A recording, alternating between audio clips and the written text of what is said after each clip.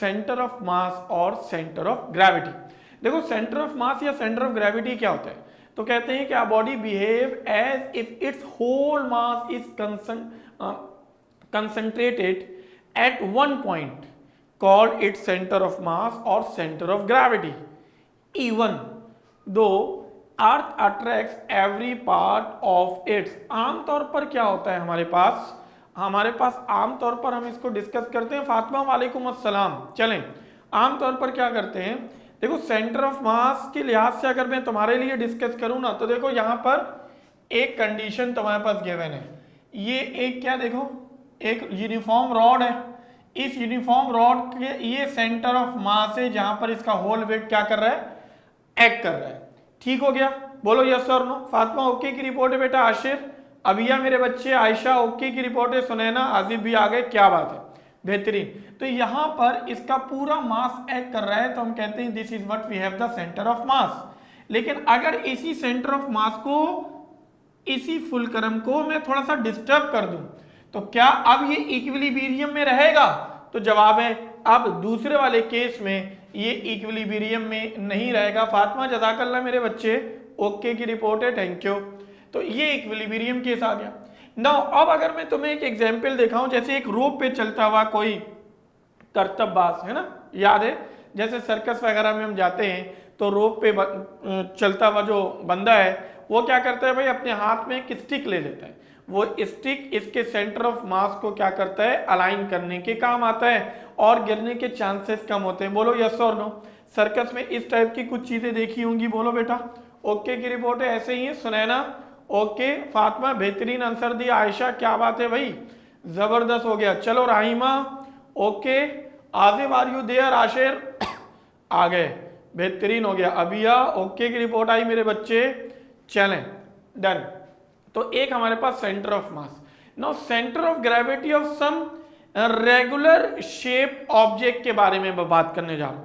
अब ये centre of gravity some regular shape object के बारे में मैं बात करूंगा।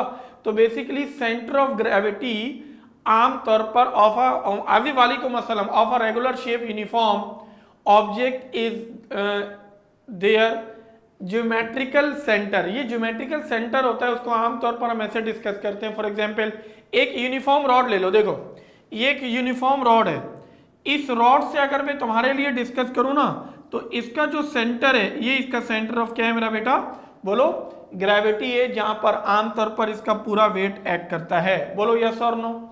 जी बच्चा ओके। सेंटर ऑफ ग्रेविटी के लिहाज से मैं बात करूं, एक यूनिफॉर्म रॉड का जो सेंटर होगा, ज्योमेट्रिकल सेंटर होगा, उसको हम क्या कहेंगे, उस पॉइंट को कहेंगे इसका सेंटर ऑफ ग्रेविटी है।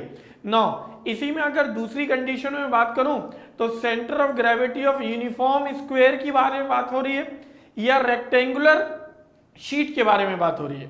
तो यूनिफॉर्म अगर मेरे पास ये एक स्क्वायर है, तो इसका डायगोनल बना लो। जो डायगोनल बनाओगे ना, तो इन डायगोनल के देखो जिस पॉइंट पर ये इंटरसेक्ट कर रहा है वो इसका क्या कहलाएगा, सेंटर ऑफ ग्रेविटी।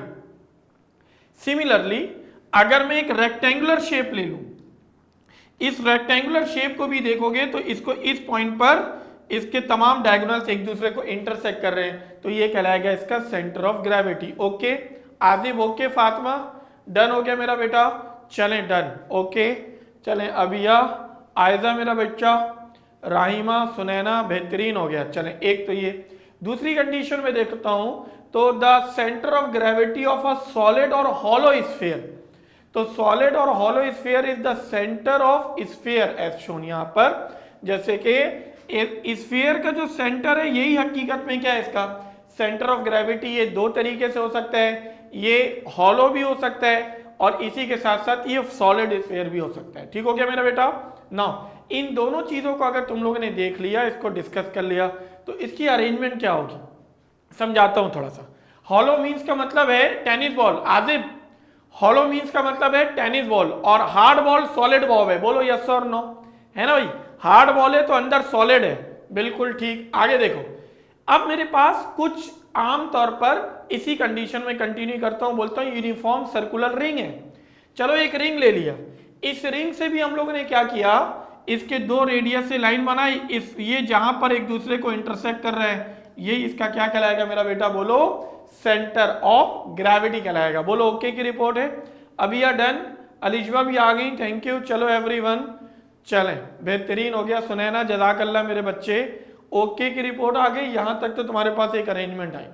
फिर उसके बाद देखोगे अब हमारे पास है the centre of gravity of uniform solid और हॉलो सिलेंडर, इनमें is the mid point of the axis as shown. देखो mid point of the axis, ये टॉप से देखोगे तो सर्किल नजर आएगा। बोलो यस और नो, है ना, ये इसका टॉप व्यू है, ये इसका टॉप व्यू है। बोलो ऐसा होगा नहीं होगा? हाँ भाई सुनैना ओके, फातिमा, आजिब मेरा बच्चा, आशिर, ऐसे ही है ना। इसको टॉप से देखोगे तो ये दिखेगा, और जैसे ये दिखेगा तो यहां से तुमने जब इस तरह इसके दोनों और रेडियस को, सॉरी डायमीटर को ड्रॉ करना है, तो इसके सेंटर में इसका सेंटर ऑफ ग्रेविटी ये वाला पॉइंट। और अब अगर ये इंडिविजुअल है, अगर मैं इन दोनों को मिला लूं, हाँ इन दोनों को मिला लूं, एक सिलेंडर बना लूं, तो इसका सेंटर ऑफ ग्रेविटी यहां आ गया, इन दोनों का सेंटर। बोलो यस और नो? जी चैंपियंस, ओके आजिब, ओके मेरा बेटा, आयजा बेहतरीन हो गया, फातिमा भी आ गई। चलें आयशा ठीक हो गया, सुनैना जज़ाकल्लाह, लिजवा, चलें ओके। अब सुनो, अब यूनिफॉर्म ट्राइंगुलर शीट है। एक ट्राइंगुलर शीट के लिहाज से अगर मैं बात कर लूं तो इंटरसेक्शन ऑफ देयर मीडियम्स, देखो इंटरसेक्शन ऑफ देयर मीडियम्स के मतलब क्या हो गया कि यहां से ये एक लाइन ड्रॉ करो, ये इंटरसेक्शन ऑफ देयर मीडियम यहां पर ये इसका क्या कहलाएगा मेरा बेटा, सेंटर ऑफ ग्रेविटी कहलाएगा, जहां पर मीडियम एक दूसरे के साथ क्या कर रहे होंगे भाई, इंटरसेक्ट कर रहे होंगे। ये वही सारी कंडीशन है जो कि बुक में भी तुम्हारे पास अच्छे तरीके से गिवन है, एज सच कोई जादू करने की तुम्हें जरूरत नहीं है। आप सुनोगे now, the centre of gravity of irregular shape thin lamina. Irregular shape के बारे में अगर मैं बात करूं, देखो इर्रेगुलर शेप क्या होगा, इर्रेगुलर शेप जिसका शेप पूरी तरह डिफाइन नहीं हो।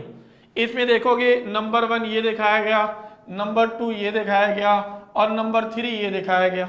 इस बर्ड को मुख्तलिफ पोजीशन से हैंग करके एक लाइन ड्रॉ की गई। तो ये पहला लाइन है, हाँ ये दूसरा और ये तीसरा, जहां पर ये तीनों आपस में मिलेंगे ये क्या कहलाएगा, इसका सेंटर ऑफ ग्रेविटी कहलाएगा। बोलो यस और नो? बोलो ऐसे ही ना मेरा बेटा आसिफ, फातिमा मेरा बच्चा, कि ये तीनों जहां पर मिलेंगे, ये तो पहली लाइन यहां ड्रॉ हो गई, ये दूसरी लाइन ड्रॉ हो गई, तो यहां मिल रहे थे, तीसरी लाइन ड्रॉ हुई तो तीनों यहां पर मिले। अब इसी कंडीशन में ये भी तुम्हारे पास एक इर्रेगुलर शेप मौजूद है, मुख्तलिफ पॉइंट से इसका क्या बना लिया हम लोग ने, डायमीटर्स की सूरत में बना लिया, एक लाइन बना ली एक कॉर्नर से दूसरे कॉर्नर तक, जहां पर ये आकर एक दूसरे को इंटरसेक्ट करेंगे, यही इसका क्या बनेगा मेरा बेटा, सेंटर ऑफ ग्रेविटी बनेगा। नाउ अब अगर मैं इसी में एक छोटी सी चीज पढ़ाकर फिर मैं आगे निकल जाऊंगा, कपल के बारे में बात करते हैं। कपल बेसिकली क्या होता है मेरा बेटा, टू अनलाइक पैरेलल फोर्सेस। याद है पैरेलल, लाइक और अनलाइक फोर्सेस पढ़ाया था? अरे बोलो यस और नो? सुनैना तुम्हें तो याद होगा, तुम शुरू से हो ऐसी ही ना जी, फातिमा को भी याद है, अलीजवा को भी याद है, अच्छा लगा, बेहतरीन हो गया, बेहतरीन हो गया। तो इसमें देखोगे two unlike parallel forces of the same magnitude but not acting along the same line forms a couple। आमतौर पर कपल जैसे गाड़ी की स्टीयरिंग है, अब गाड़ी की स्टीयरिंग को ऐसे घुमाऊं, जैसे तुम्हारे बुक में भी एक डायग्राम ऐसे बना हुआ है मेरा बेटा, गाड़ी की ये स्टीयरिंग है और इसको तुमने ऐसे, ये इसका मिड पॉइंट है। अब इसको अगर मैं तुमसे फोर्स लगा के दिखाऊं तुम्हें, तो देखो एक फोर्स इसमें ऐसे लगेगा और एक फोर्स ऐसे लगेगा। बोलो यस और नो?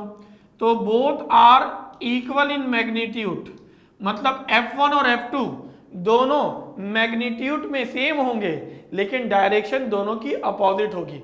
F1 ऊपर जा रहा है, F2 नीचे आ रहा है। बोलो यस और नो? जी बच्चा पार्टी, ओके की रिपोर्ट आ गई। जी चैंपियंस एवरीवन। अब इंपॉर्टेंट पॉइंट क्या है, पहले सुन लो, इंपॉर्टेंट पॉइंट क्या है, a couple has turning effect but not does not cause an object to accelerate। ठीक है, कपल एक टर्निंग इफेक्ट रखता है लेकिन बॉडी को कभी एक्सेलरेट नहीं करता। To form a couple two forces must be, कम से कम 2 फोर्स होने चाहिए।